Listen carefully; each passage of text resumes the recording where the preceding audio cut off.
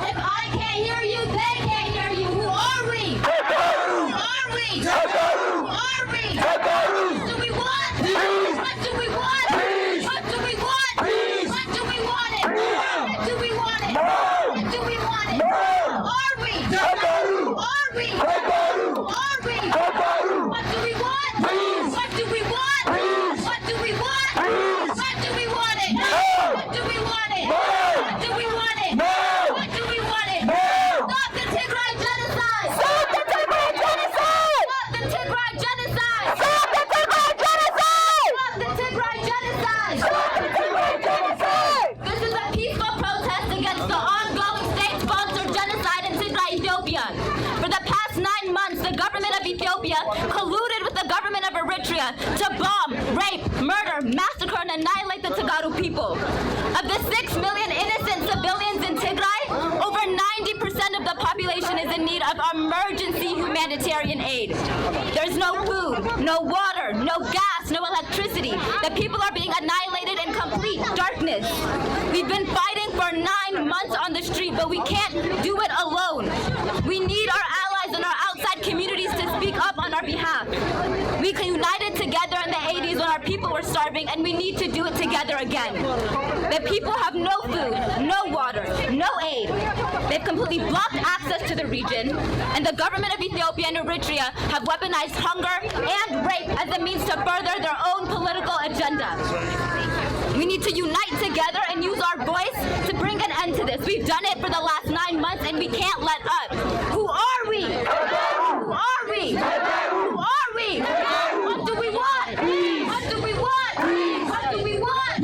What do we want it? I want justice! I want justice! I want peace! I want peace! We demand justice! We demand justice! We demand peace! We demand peace! Weaponized hunger is a crime! Weaponized hunger is a crime. Weaponized hunger is a crime! Weaponized hunger is a crime! Weaponized hunger is a crime! Weaponized hunger is a crime. Stop the war on Tigray! Stop the war on Tigray! Stop the war on Tigray! Stop the war on Tigray! Ethiopia is guilty of genocide! Ethiopia is guilty of genocide! Ethiopia is guilty of genocide! Ethiopia is guilty of genocide! Ethiopia is guilty of genocide! Ethiopia is guilty of genocide! Fidilla, salam, and it's wonderful to have you this evening.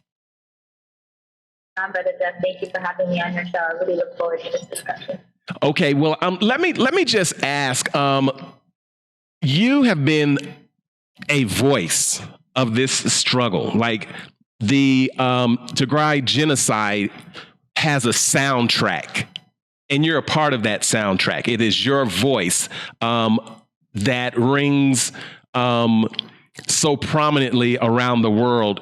Can you give me an idea how you arrived at that position? What led you to protesting, and can you give me a little bit about your background? I'd love to. Nobody really asks to be in this position as much as I appreciate all the support and love that I've gotten from my community. It's a very tough situation to be in. Now 2 years later, still having to repeat the same talking points that we've been saying for the past 2 years, which is that our people are dying. Nobody really signs up to be an advocate or an advocate, but, when you find yourself in a situation where your people are on the brink of extermination, you don't really have a choice but to step up and do everything you can to help your people. And that's, pretty much my story and the story of so many like me that's in the Tigray diaspora. For me, specifically with my situation, I remember at the very start of the war, November 4th, 2020, kind of in everybody's brains.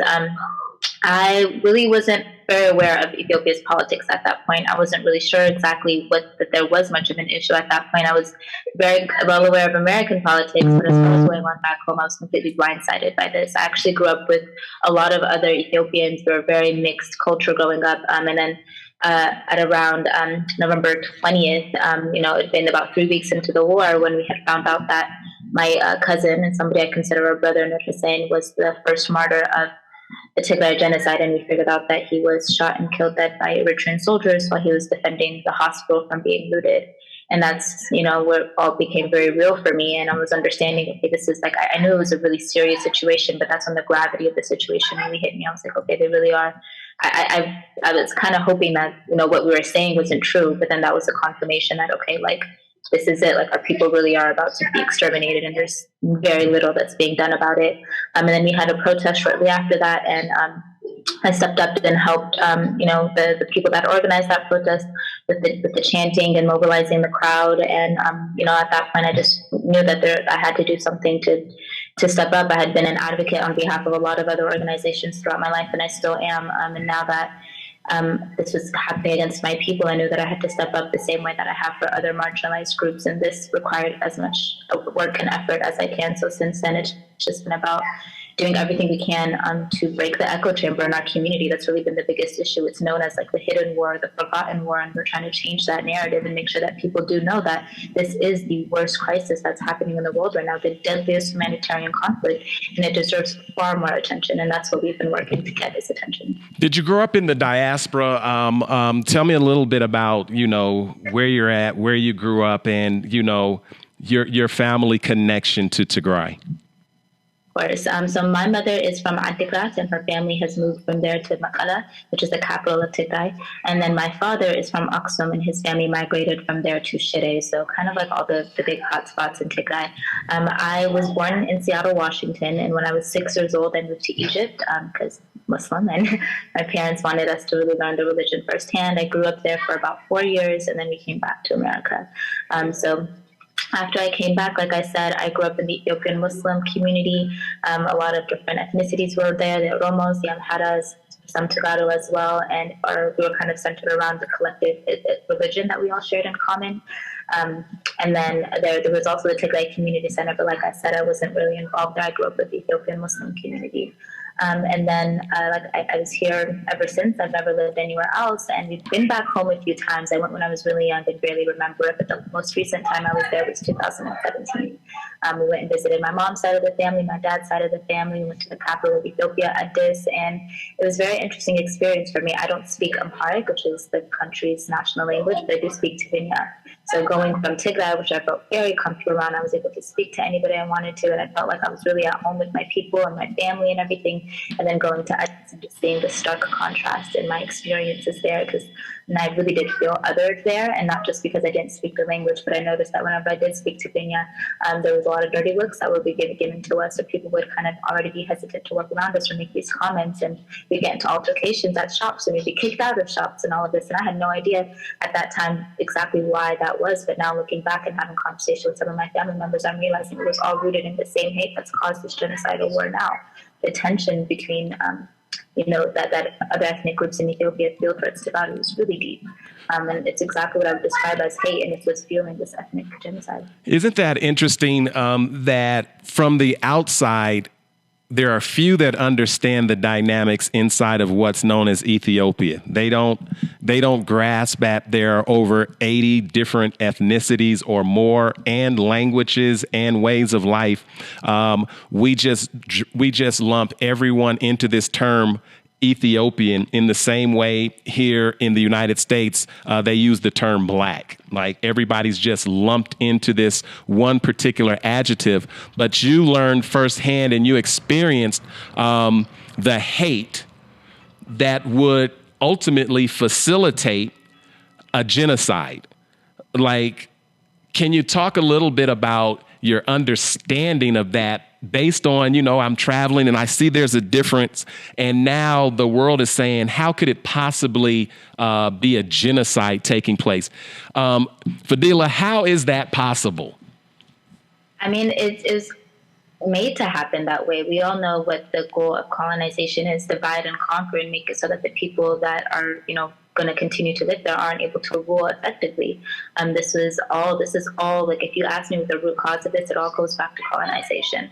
When Europe sat together and decided to divide up Africa into all of these different continents, they never took into account the people that are living there. They drew lines in between groups of people that had already been coexisting for years at a time, and are now forcing them to live within another entire group of people that they have nothing in relation with. And then that's when you get power struggles, and a dynamic is created where people are being forced to coexist in ways that they've never had to before. before. I mean, even when you look at Ethiopia, like you said, we're on the northern part of Ethiopia at the border of Eritrea, Tigray, right? But our culture is more closely related to that of Eritrea. We speak the same language. We have a lot of the similar foods. We dance the same way. We don't really have a lot of the same cultures as the rest of Ethiopia because our people ethnically or technically have the same, blood relations as the same, but now we're kind of forced to live with these other group of people that we don't relate with as much. And because of that, it spread so much hate and ethnic tension between people that were once the same people.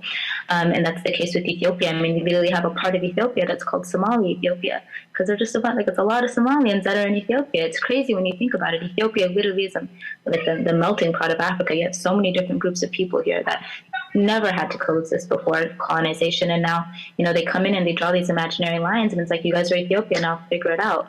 And then when that happens, just like a lot of other countries, you get power tensions in a place where people are trying to strive for power in different ways. And when somebody does come into power, we notice that certain ethnic groups are targeted at a higher rate. And in Ethiopia, that's Tigray. Whenever there's ever been somebody in power in Ethiopia that's not from Tigray, Tigray gets attacked and starved and annihilated in an attempt to exterminate us. We're very resilient peoples, and we've learned to fight off these genociders. But this isn't the first nor the second. This is the third time that we've had a leader come for our people and try to murder and attack us.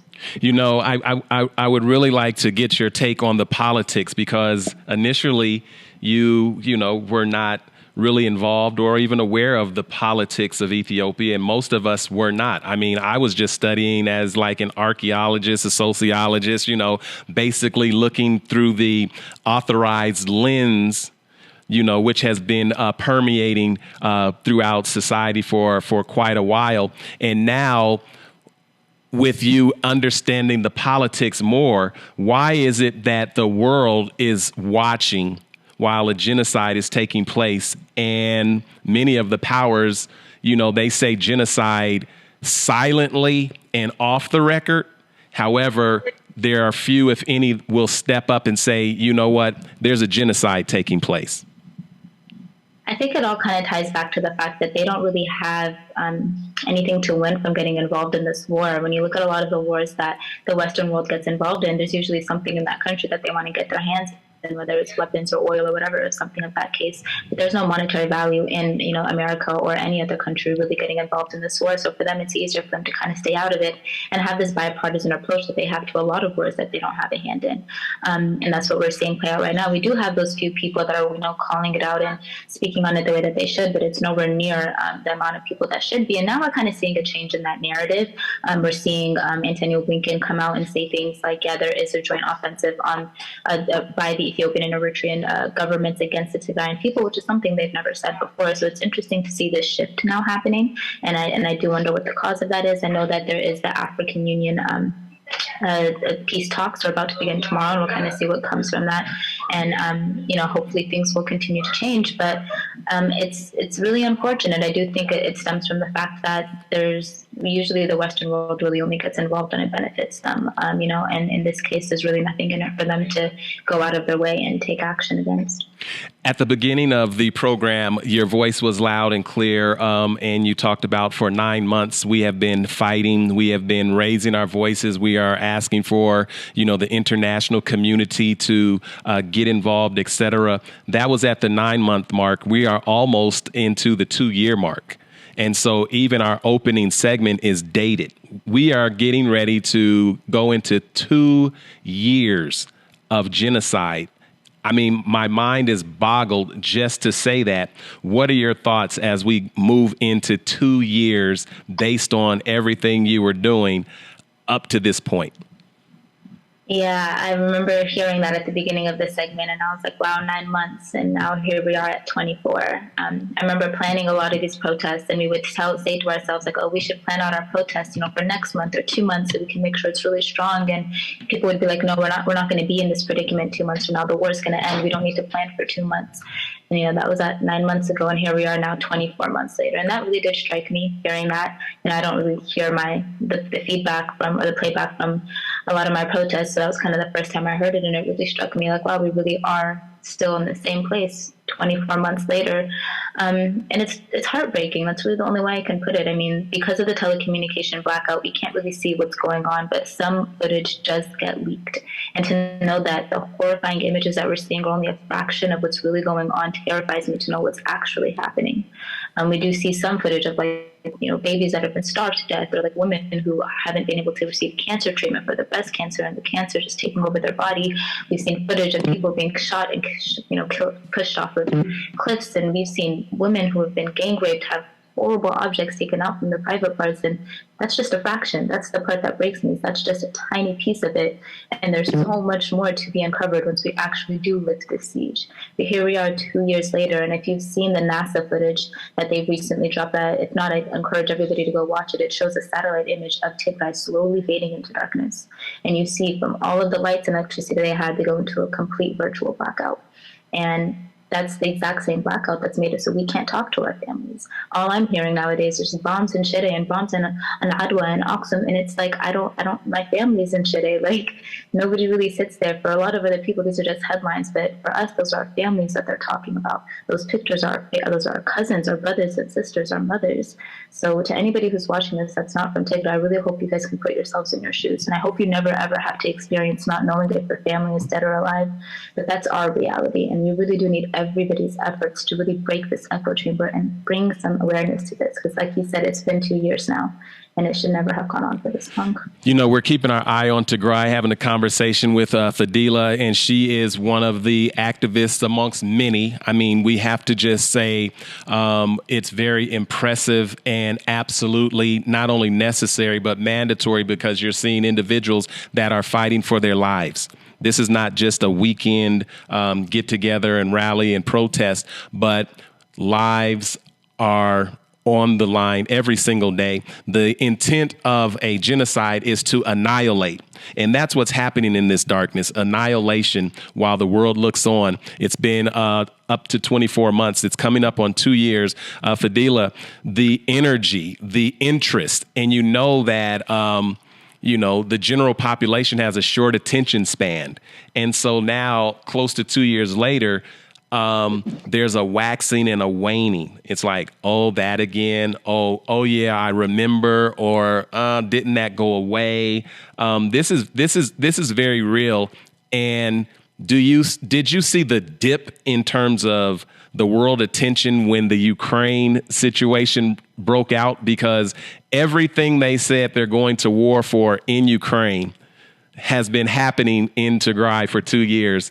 The attention span and the actual engagement, how have you seen that energy move, wax, or wane in the midst of this Ukraine situation? Yeah, I mean, it's unfortunate because we never really had the energy that Ukraine got, and I don't know if we ever will. I hope we do, but the issue is, and these aren't even my words. I'm quoting news agencies and, for journalists themselves when they say this, but it's, white-haired, blue-eyed, blonde people that are being attacked in Ukraine, and that is newsworthy for them. They don't expect those kinds of people to be attacked, even though when you look at historically, most wars are, fought by people who are Caucasian, but they automatically associate war with people who are in the Middle East or in Africa, or starvation of people in Africa, not knowing that a lot of it, when you look at history, that's not really our people that have been a cause of this. It really is.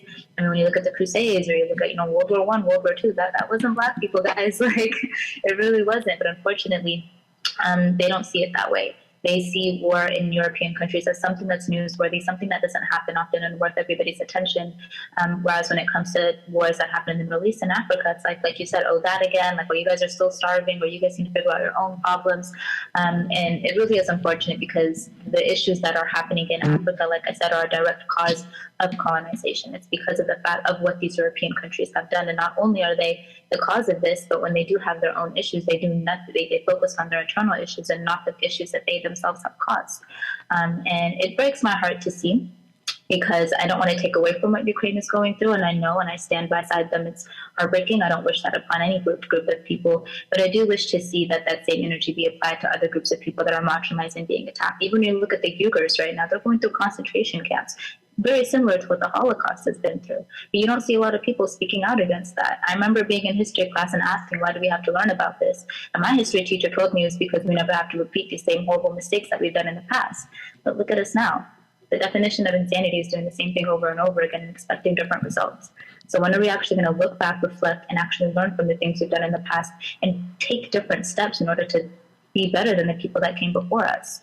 For me, honestly, I feel like this is really a turning point in history, and we're at a place right now where many people before us have been, and they made really horrible choices and went down in history as horrible people. And I'm really hoping better for our generation, and that the people now that are having to make the similar decisions that people before them have to make are going to learn from the mistakes that they made and actually make changes in the world that will benefit the global population. Well, I'm telling you, everybody out there, and let me go ahead and hit record. Also, I want to make sure that we are we're going to capture recording in progress. Capture some of this as well. For those of you watching via Zoom, for those of you on Facebook, go ahead and share this, because someone doesn't know, for 719 days there's been systemic rape, food being used as a weapon, no access to communication, including your own money, the banking system. Hospitals being destroyed. We have even in the past 719 days, sadly, seen individuals who have been burned to death in 2022. Can you imagine being burned to death? And Fidilla, here's what's real interesting to me. While this tragedy, and I don't even know if tragedy is a strong enough word, while these atrocities are taking place, there are actually individuals that are celebrating. I mean, I've seen individuals clapping. I've seen them dancing. It's been a celebratory mood. I've heard names like junta and these entire cockroaches, enemies. The entire genocide playbook is being played out right now. And this isn't new, because as I've been doing my studying over 719 days, I've come across words like Gala, Shankila, Banda. Like, this is not new. This is a historical legacy playing out right now. And if I can figure it out in 719 days, I'm just wondering why this is allowed to continue. And I'm talking about good people who would, under any other circumstances, stand up against rape, stand up against religious institutions being destroyed, or worshipers being murdered, or mass graves taking place, or starvation that's taking place. At any moment in time, any person would stand up against that. But I see so-called Ethiopians, and particularly, I'm just talking about, those who are in line with what I'm calling these Shuin, or these elites that have the minds of the masses. I'm wondering why there is not a huge outcry and a protest. I hear the Tigray, but I don't hear the Ethiopians. It's crazy that you mentioned that, because they're talking, but they're not talking in support of us. They're actually talking in support of the Ethiopian government. And it's not to say all of them, but a majority of people in Ethiopia do support the genocidal war that's happening. And they use, like you said, this textbook language straight out of the genocide handbook in order to do that. Even when we look at things that government officials have said, you're right, they've called us cancer, they've called us hyenas, they've called us every word in the book that you can in order to marginalize us in the public's eyes and make it seem like we as a people are an issue to the country that need to be removed. And they do that, like you said, they took out of the colonizer's handbook, divide and conquer. If you look at what's going on in Ethiopia right now, and there's so many different ethnic groups that are going together, and Tigray is being marginalized and attacked at a higher rate than everybody else, but that's not to say that other groups in Ethiopia aren't also being attacked and experiencing their own issues. The people of Oromia have also suffered at the hands of the Ethiopian regime. And right now we're at a point right now where if people were to actually look at the situation with an unbiased view, right, they would be able to clearly see that this is horrible. And that's what anybody here who's watching your show will see. However, when Ethiopians, or certain Ethiopians, or people that support the Ethiopian government look at this war, they're not able to see it with that unbiased view. They have this filter on, it's a filter of hate. All they can see is the fact that they don't like us. And when you don't like a certain group of people, you're automatically unable to empathize with them. You're not able to really resonate, like, oh, this is a horrible thing that they're going through. You don't see it from a humanitarian point of view. All you see is your hate for them. And they would never say that they hate us, but unfortunately, when you really look at the language that they use, it's very clear that they do. That you said that we've seen videos of people being burned alive, which is true. It's horrifying to see. But to couple with that, you also see behind every horrible action, there's hate speech that goes with it. A general for one of the opposing militaries actually was on record and giving a speech to his officers saying, this is what we need to do. We need to, and I'm not quoting him directly, but he did encourage his soldiers to burn people alive, and not just that, but he encouraged them to eat them after the fact. And this is from a general. This is from somebody who's a high up official in the war, giving that speech to his own soldiers. And then what happens directly after that? You can't be surprised when people are now being burned alive. And then you go on the internet and you see people saying like, yeah, this is what they deserve, da da da da da, adding on to that hate speech. And then they go into the protests and they support the Ethiopian government. And it's like, these people aren't people, like you said, that really want to encourage rape or encourage murder or mass starvation. But when it comes to a group of people that they feel so negatively towards, they're not going to see it as what it is. They're going to see it through this filter of bias and hate, and they're going to further that divide, and it's going to create this situation you have now where they're actively supporting genocide. Well, Fidilla, I've been thinking about something. I want you to think through this with me as well. There were those who were saying, okay, where the majority of individuals inside of what we call Ethiopia are brainwashed. They don't know what's going on. There's a blockade. There's, of course, a certain level of information that is disseminated into the public. And Fidilla, I've said to myself, yeah, that's all good and fine, but now we are in a modern world full of social media, full of interconnectedness, full of Ethiopians throughout the diaspora that see what's going on. And you have individuals that are actually lobbying to say, you know what, this is not a big deal. This is an internal situation. You know what, don't worry about it. These are terrorists. This is an internal war or conflict. But tell me when a war has been waged against mothers and women and children and civilians and all of these attacks on a people. Like, it's mind-boggling. So, yes, I give a pass, and actually I don't, because of social media, et cetera, and the interconnectedness, and you not being able to talk to your family members and others being able to talk to their family members and do banking and see what's going on. There's an international disregard with excuses in place saying that we don't know. Fidilla, the world does know. They do. Yeah, they do. And that's the part that, like I said, that's the most heartbreaking part of this is, they try to call it like this hidden war, forgotten war. And it is to an extent because it's not getting the type of attention that it deserves. But there are people that know and people that have the power to make a difference. And there are people within Ethiopia that know better, but they are brainwashed to an extent. And I don't say that to give them a pass. If anything, I say that as kind of a dig at them, because in this day of us all being adults, of us all being able to use the internet to form our own opinions, instead of going out of your way to really educate yourself on the matter, you're choosing to just regurgitate the same stuff that's been spoon-fed to you in an effort to justify your family's political opinions or personal beliefs.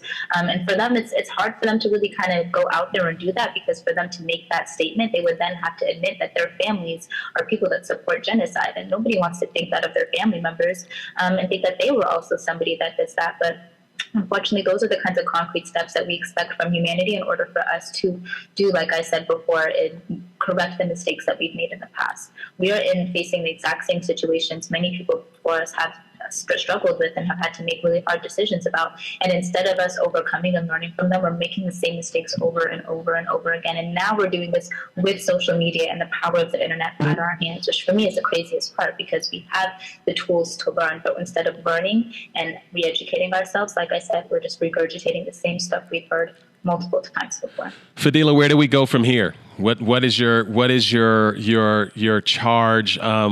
I heard you asking for support from the international community. I've seen the hashtag Tigray Genocide. I've seen a lot of the protesting and the on the ground continuously for 719 days, sounding the alarm. There are resolutions in the United States Congress, peace talks perhaps that are taking place or slated to take place in South Africa. What is your charge? What is your message on this 719th day? Day 719, and I'm going to say exactly what I was saying on day one. We need to come together as a collective, and it can't just be Tigrayans that are doing this. So to all of my non-Habesha people that are listening in and tapping in, this war affects you just as much as it affects me, because it affects humanity as a whole. And we're all here fighting the same fight with the same enemies. There's not a single person in the world that genuinely, truly benefits from the world that's been created right now, unless you belong in the top 1% of people that really benefit from wars and capitalism as a whole. But as far as the general public, most people in the world, we really do have to fight this fight together, because we're not, when one of us is being attacked, we're all being attacked. And right now, there's so many different groups of people in the world that really do need our collective support, and that goes for Tigray as well. Like I said, I stand with Ukraine and I stand with everything they're going through, but the same effort and energy that's being put towards Ukraine is something that we need to put towards ourselves as well. So take to Twitter and tweet about it. Let everybody that you know in your network talk about it. And it needs to be just as surprised as you were to find out about this. You should be spreading that message, because they will be just as surprised as you were to hear about it too. Nobody knows about this war. Not enough of it. So talk about it, tweet about it, and make sure that you're doing everything you can in order to spread awareness about it. And on top of that, take that action where it matters and sign the petitions that we have. If you go to standwithtigray.com, that's STANDWITHTIGRAY, you'll see some petitions there that you'll be able to sign, and it'll have your local representatives directly and let them know that you stand with Tigray and you want to see them bring an end to this war. We do have two peace resolutions out there, one with the House and one with the Senate, calling for peace and democracy all over Ethiopia as a whole. This is something that we put together, or that people have put together, in an effort to stabilize the Horn, and that's really what we're looking here now. This isn't something that's specific to Tigray. It's here to stabilize the Horn and stabilize all of Ethiopia as a whole, which I think is something that's not emphasized enough with these bills. So please go to standwithtigray.com, sign the petitions, tweet about it, and talk about it. Make TikToks about it. TikToks go viral. If you're good at that, do everything in your power to be able to emphasize that. If you're an artist, paint a mural and post it. If you're good at making films, make a film about it. Make Tigray something that everybody is aware of. We saw Kony 2012 happen, and that spread like wildfire, and it wasn't even anything real. But because of the fact that people were so shocked by it, people were able to spread that message like crazy. And that's the same energy that we need with Tigray. It makes it hard because we don't have access into Tigray, but that should be something that drives us even further to be able to bring more awareness about it, because it's talked about so little. And because we don't have access to see what's going on, we should be fighting 10 times harder in order for us to get that access. So stand with me, stand with the people of Tigray. Thank you, Brother Jeff, for having me on this show and allowing me to spread this message. And as far as all of the Tigray people that are watching, this is the time where we double down on our activism and advocacy. The recent advancements in the war aren't something to break us, it's something to energize us and fuel our morale. So as we continue to do the things that we've been doing every single day in our meetings and our advocacy efforts, as we strategize, keep that in mind, that this is the time where we double down on it and boost our morale, which is more than everything and more than anything. To my non-Habeshas and Habeshas alike, the most thing that this war needs right now is the funding in order to help these poor innocent people that are suffering. There's the Save Tigray campaign that's currently active in order for us to help these people and victims of this war. If you go to, let me actually get the actual website name down, and I'll share this with you so maybe you're able to share it with your audience. But it is www.pledge.to/Save Tigray. So pledge, PLEDGE.TO/Save Tigray, SAVE Tigray. And every money you donate there will go directly towards helping people that really need your support right now. So money, your advocacy by tweeting and talking about it, as well as signing our petition so that we can get some legislative action. You know what I'd like to also ask is terms of there's a global protest, the 2-year commemoration of the Tigray Genocide. It's taking place November 4th through the 6th. Can you talk a little bit about the global protest? Yes, thank you for reminding me. There's so much going on, I almost forgot. But on November 4th will officially be the 2-year mark from the start of the war. There's going to be a national protest held in D.C., and it's going to go on for 3 days. So that's November 4th, November 5th, and November 6th. So that Friday, Saturday, and Sunday. If you are able to fly out to D.C. or if you live in the D.C. area, please do your best to attend. I'll share the guidebook with you, Mr. Brother Jeff, and you can get that to your audience. But please attend, especially if you are in D.C. This is really the time to step up. It's been really unfortunate because, like I said, there's this echo chamber, and the only people protesting right now are our own people. But what I want to see is that energy we had with Black Lives Matter 2019, where everybody's in the streets and collectively saying this is wrong. So this is the time for everybody to do that. If you are in the area or if you have to fly out for it, that's even better. But do show up to those protests and speak out on behalf of Tigray and do your best to support the movement. Fidilla, what have you learned about yourself and your community over these 719 days? Because for many years I knew and I know a lot of Oromo and different individuals that are in touch with their particular culture or what you might call ethnicity. For 27 years, individuals were able to express their own culture, their own language, their own ethnicity. And there are those who thought that that was a threat as opposed to something that enriches the entire ecosystem, because prior to those 27 years, it was illegal to speak your language or to have a culture outside of what we call the Lisan Nagus. In other words, the language or the culture of the kings and the queens. But for 27 years, there has been an opportunity for individuals to investigate themselves, their culture, their strengths, their unique contributions to the collective society. And my Oromo friends would always, if anyone ever called them Ethiopian, I'm Oromo. I'm Oromo. Now, the individuals that I know that are very strong in terms of their Tagaru culture and ethnicity, they were the very ones that were Ethiopian.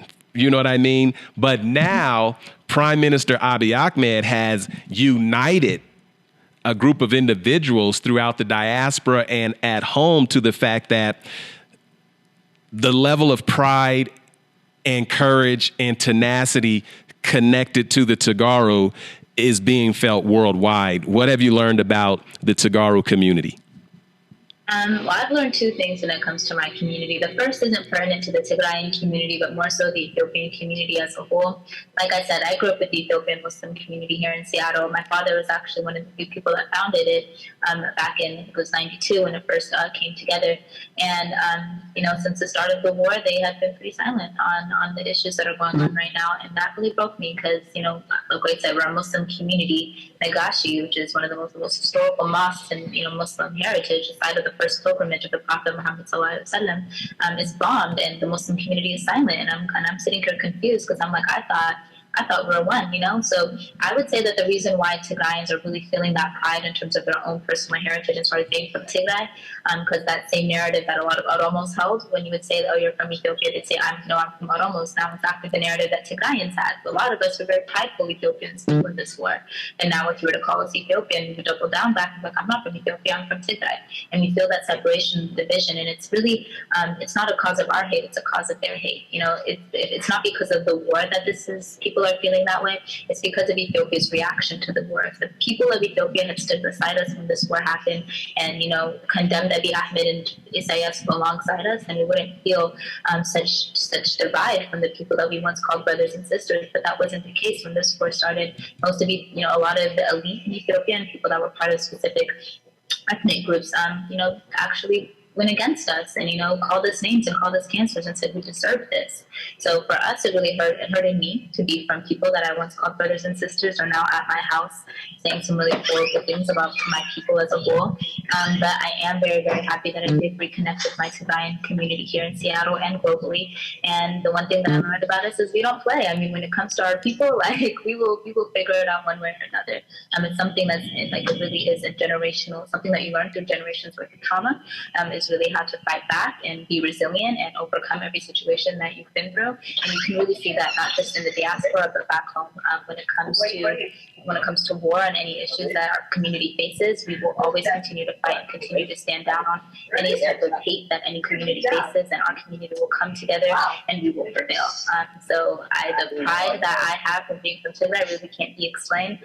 It's a lot of pride that other communities have, but I really want to encourage everybody to be prideful in where you come from, down to the block that you rock. Like, there's no way that it's a bad thing to be able to say I'm from this place and I'm really happy that I'm from here and I'm happy for everybody around me that's from here. That doesn't take away from any other group and the pride that they're experiencing. It doesn't compare us to one another and say we're necessarily better or worse. But it does emphasize that I'm happy to be where I'm from, and I don't think that's a bad thing at all. In fact, I encourage it. Well, actually, it's an amazing thing because I'm for those of you who may be unfamiliar with Tigray, and I would like to say hello to not only Danny Tigray, Power Cyber of Tigray, KTO Ndele is in Atlanta right now. There are individuals that are all over and they are mobilizing, they are sharing the word. But it's interesting that this level of hatred that we have seen and that I've seen personally, and it sometimes comes into the chat. In the early days, it was heavy, fake news. And it was fake news up until the point where Abiy Ahmed said, well, it isn't fake. It's actually real. Actually, there are Eritrean troops inside of Tigray and inside of the country. And to me, that represents treason. There was a 2-week movement. It was the No More movement. And it lasted and then fizzled out after a couple of weeks. But I see some individuals in the chat right now still with that game over junta. Like, I know we don't address it as much as we do, or we did some 719 days ago. But when we're talking about systemic rape and starvation and children being killed and elders being raped and, people being burned alive and people being shot and thrown off of cliffs and washed up in the Tagazi River, et cetera. And when you hear someone who's still in their heart, which is so like stone, that in the midst of that can still say game over junta as if it's a celebration, what does that say to you? And what does that say about the lack of humanity attached to certain or some individuals? So for those that aren't familiar with the war as a whole, here's just a very big rundown of exactly what Tigray is experiencing, right? We've got 91% of the population starving because the government is refusing to allow food, water, medicine, or anything into the region. They're completely trapped. Nothing goes in, nothing comes out. The Ethiopian and Eritrean troops have burned crops and they've completely looted everything that's in there. So there are no resources within Tigray and nothing can go in or out, completely cut off from the world, right? No internet, no electricity, no cell service at all. We can't talk to them. They can't talk to us. Journalists aren't allowed into the region to document what's happening. Women are being raped left and right by government soldiers. We've got destruction of infrastructure, destruction of hospitals. Bombs are being dropped in high, dense, neighborly populations where there's a lot of civilians. And we're seeing people being, massacred at high rates of just, mass massacres of people left and right. Market days, people are having bombs dropped on them. We're seeing people dying from diseases that are otherwise treatable, like, diabetes, or, like people need dialysis and they don't have any access to medical system at all whatsoever. There's no healthcare system in Tigray at all whatsoever. At the beginning of the war, there's an influx of people that have fled to Sudan, but now they can't do that anymore because that border has been blocked off. So now we have the highest population of internally displaced people in Tigray comparative to any country in the world. So to put that in perspective, we're only 5% of the population of one country. And 5% of our population has more internally displaced people than any other country in the world. We're only 7 million people. That's a staggering figure to put that into perspective. So what's going on in Tigray isn't debated. This isn't something that people can be like, oh, that's fake news or this, that. These are the facts. You can look up at any credible news agency or aid agency, and the statistics I gave you are the same statistics they're reporting on. It is the deadliest crisis that's happening in the world. Like I said, 91% of the population needs emergency humanitarian aid. So for those people that are in the comments publicly saying that they support that, I mean, if you want to be known as somebody that supports genocide, that's between you and your God. I'm not here to convince you otherwise, but I am here to speak up on behalf of my people and shed light on the atrocities that are happening. There are a lot of people that seem to want to make it known that they support genocide, which I think is beyond to me. This isn't the type of stuff that I would put out on the world, but hey, that do you. You know, you want to be out there saying, yeah, people deserve to die and game over, you know, their babies are going to starve to death, sucks to suck. That's, like I said, between you and your God. I'm going to stand on behalf of humanity, no matter where the atrocities are happening in the world, and speak out against people that are committing these atrocities. And if you want to stand with the people that are doing them, good luck and Godspeed. Well, I could tell you we're super proud of not only you, but the Tigray community and the humanitarians worldwide, because I believe that more people do not believe in genocide than do. I believe that there are a ton of, and I see them all the time and everywhere, that when they hear about this, they want more information. They want to know what they can do. They are writing letters. They're telling their friends. And if that's you, we want to say thank you for being a humanitarian, because no one should be experiencing systemic rape, etc. To the faith community, particularly those a part of the Deen, the Siratul Mustaqim, those who are, you know, even with, you know, talking about the Ark of the Covenant in the Mariam Church. There was a massacre in the holy city of Aksum, and I just couldn't believe the silence of the world faith community. And for the Islamic community, I just wonder, realizing that the Prophet Muhammad sallallahu alaihi wasallam sent his initial followers, those early Sahaba, he didn't send them back into Mecca, he sent them into Tigray. And when Fidilla talks about the Nagashi Mosque, I've actually been there. I've seen those tombstones. I've seen those early followers' tombstones of the Sahaba. They're there. And when I was studying there, I saw Turkey restoring, which is the second most holy site in Islam that most folks don't know about. It's really weird that those same attacks, and I understand that some of those drones are coming from Turkey, etc. What is your thoughts around the community of faith? And I'm talking about whether it's Islam, if it's Christianity, whether it's a traditional religion. Like, this is an incredible testament, if you will. That mosque has mortar shells in it. You know what I mean? The Mariam Church has been desecrated. Worshipers have been buried in mass graves. I get someone perhaps like Abiy Ahmed, who's drunk on power. I don't know why anyone would not see these things, but there are sincere people of the faith that it's deafening. The silence is deafening. Shouldn't this just be a call to faith? I hear about these billion Muslims. I even saw at the Eid celebration in Addis an attack on Muslims. All of this is taking place in real time. Fidilla, your thoughts from a faith perspective.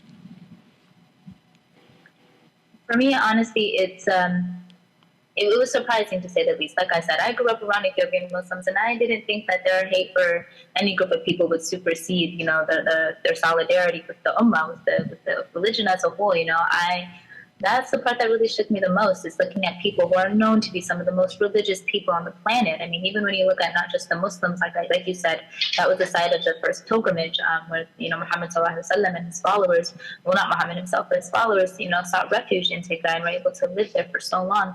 That was in Tigray. And you're right. Now looking forward, I was there in 2017 when it was being reconstructed by the Turkish government, and now here we are in 2022, and the Turkish government is selling drones to Ethiopia to drop bombs on Nagashi, and the Muslim community is silent. We're not seeing that galvanization. We're not seeing the collective voice of the Muslim community talking about this. I mean, that's our history that's being destroyed. But we're only seeing Tigray Muslims that are speaking about this, and then even the Ethiopians, who they hold Nagashi dear to their hearts as well. They saw it as a place of their own and held a lot of pride in it. But like I said, they're so blinded by hate that they're not willing to really look at the situation for what it is and condemn the people that are doing this. And the same applies for the Aksum, Zion Church. That was a place where it's said to hold, some very ancient historical artifacts pertaining to the Christian faith, and still we're seeing silence from the majority of the Christian community, people that consider themselves to be very, very religious, and we're not seeing anybody speak out against this. Ethiopia is known to be like a site of like a really important place for a lot of different religions. The Jews alike. There's a lot of different. Sorry, I have to sneeze. Excuse me. Sorry. Alhamdulillah. There's a lot of different.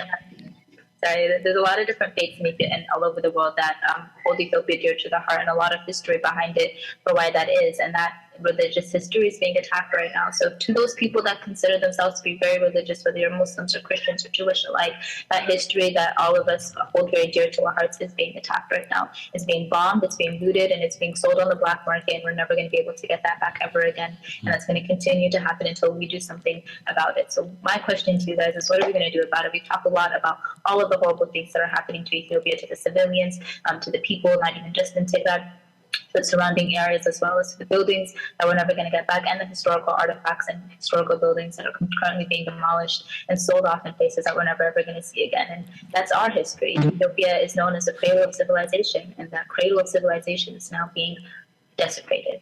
Not specifically Tigray. Tigray is the cradle of civilization when you really think about it. When you think of Lucy, she's from Tigray. Lucy, everybody that everybody knows and loves, the first person, the oldest, person that we've ever been able to carbon date is from Tigray. That's the cradle of civilization, and it's a place that has given so much to the world, and we're really looking to the world right now to give some of that love back, because it's in desperate need of it. Well, sometimes I like to remind individuals that what you consider, those crown jewels of what you call Ethiopia today. We talked about, Lucy, or I call it Tibiskaya, the Ark of the Covenant, Tigray, the Battle of Adwa, Tigray, the Steles, Tigray, Queen Sheba's Palace, Tigray. Okay. I could just go on. Izana's, the stones, the tablets that are written in multiple languages, Ge'ez and Greek and all of the different languages. You can go see them. There's two, one in downtown Aksum, and then there's another one on your way out of Aksum. I mean, I've seen all of these different dynamics. And so it's interesting to see that, Tigray is being attacked. But like you said, Fidilla, it's not the first time. And Tigray Tisser. I want to just tell you, I want to thank you so much for all of what you do. I want to thank, Danny, Tigray, and others who have put this together, and those who continue to reach out and share with the world. I'm going to tell you, 719 days ago, Fidilla, I thought it was so blatantly ironic that a foreign government was inside of a sovereign government attacking citizens inside of that land while the prime minister received a Nobel Peace Prize. None of this stuff makes any sense. And I gave an analogy early on in terms of, just imagine if you lived in New York and all of a sudden someone has a dispute and they invited the Canadian government to help fight, not throughout the United States, but inside of New York, like right up there by the Canadian border, and everybody just kind of sat by and said, hooray. The Tagaru have had to fight the federal government, the Amhara militia, Fano, the Eritrean troops. And as a small group of individuals, they have been defeating all of them, which goes back to telling you about the Battle of Adwa and Rasalula and some of the other warriors, male and female, that have been fighting. Tigray is fighting for their lives while others are fighting for power. And I'm telling you, Tigray will prevail Tigray Tissa. Fidilla, I want to give you the final comments. Say whatever it is you would like to say, and then talk again about the global protest and also how individuals can connect and get more information about this genocide taking place in Tigray. Thank you, Brother Jeff, for having me. This was a very insightful discussion, and I'm sorry if I spoke a little fast. I just saw some comments about that, so my apologies. It's something I'm working on, but I will try to be clear during this final message. What's happening in Tigray is not something specific to the people of Tigray. We've seen people be attacked in all corners of the world all throughout history. But right now we're at a place where we can do better than the people that came before us. And when faced with the same decisions they had to make, choose to learn from the decisions that they made and the mistakes that they've made and do better. That's really what I expect from the world right now, is for us to do better, is to stand up for humanity no matter where, who is being attacked, and speak up on behalf of the situations that really require for us to condemn them. When it comes to Tigray right now, there's a few different things that the community is working on in order to advocate and speak up on behalf of the Tigrayan people. But in order for you to speak up on Tigray, you need to first learn about Tigray. So I encourage you all to go to omenatigray.com. That's OMNA Tigray.com, and you'll see a bunch of articles and discussions and a lot of information on there about what exactly is happening and all of the different facets of this war. Very educational resource, and there's also a link to donate as well. But if you are interested in donating, you should go to pledge.to/save Tigray, and then you'll be able to donate directly to the victims of this war. And more than that, we encourage everybody to go on social media and tweet about it as much as you can. Hashtag Tigray Genocide, hashtag Free Tigray are the two,